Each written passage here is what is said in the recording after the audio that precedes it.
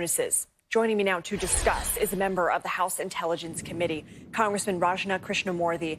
Good afternoon to you, Congressman. I want to get your reaction to the latest whistleblower complaint filed by Brian Murphy. He's the former head of the Homeland Security Department's intelligence branch. And according to this complaint, he was actually instructed to modify intelligence assessments to make sure they matched up with public comments by the president on subjects like Antifa and anarchist groups. How is your committee approaching these new revelations? Well, these are very serious revelations and allegations in the whistleblower complaint. You know, essentially, I believe, as probably most of your viewers do, that politics should not trump our national security. And in these allegations, basically, Mr. Murphy is saying, for instance, that the Trump administration routinely manipulated and changed reports to downplay the threat of Russian interference in our upcoming elections, which is ongoing and serious.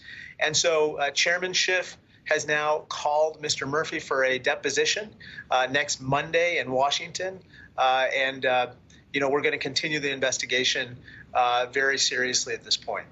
Let's move on to Postmaster General Louis DeJoy and the controversy surrounding him. You and your colleagues this week wrote a letter to DeJoy, and you wrote how concerned you are that he has millions of dollars in stock in a major USPS contractor. During his hearing last month, he told Congress that he vetted this investment with the Ethics Department. The last time that you were on this program, you said that there was only a little bit known at the time that he was appointed. What concerns you, and what can Congress do about it? Well, I think the biggest issue is that he was part of discussions with regard to management and operational decisions, which would have affected the very investment in which he had such a large stake, namely XPO Logistics. That particular investment is $30 to $60 million of his personal net worth, which is a very large percentage of his net worth. And therefore, you know, decision making that he would have participated in would have been forbidden under the ethics codes.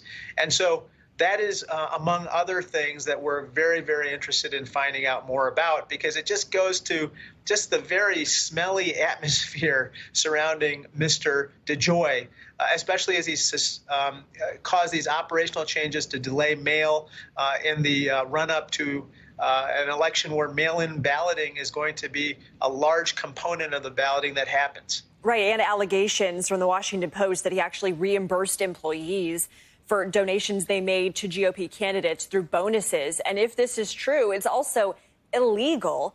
So, Congressman, when you say this is kind of all a part of sort of, you know, if there's smoke, there's fire around the Postmaster General, if he still has the support of the Board of Governors of the U.S. Postal Service and he refuses to resign, what is likely to happen in the next 51 days before the election? Well, I think, first of all, we have to continue to hold those accountable who've made these operational changes, whether it's people in the Board of Governors or Mr. DeJoy or both. And we have to get to the bottom of what is the extent of the damage that's been done by these operational changes.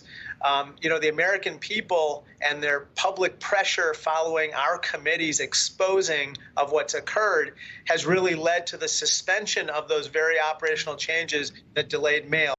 Now we have to further expose what's happened, especially because, as you said, we only have 51 days until the election, and we have to put a stop to, quite frankly, the political shenanigans, which are, again, undermining the service that the American people expect from the USPS. It's similar to what was going on with the Department of Homeland Security. Again, politics is getting in the way of the mission of the USPS, just as it did with the Department of Homeland Security.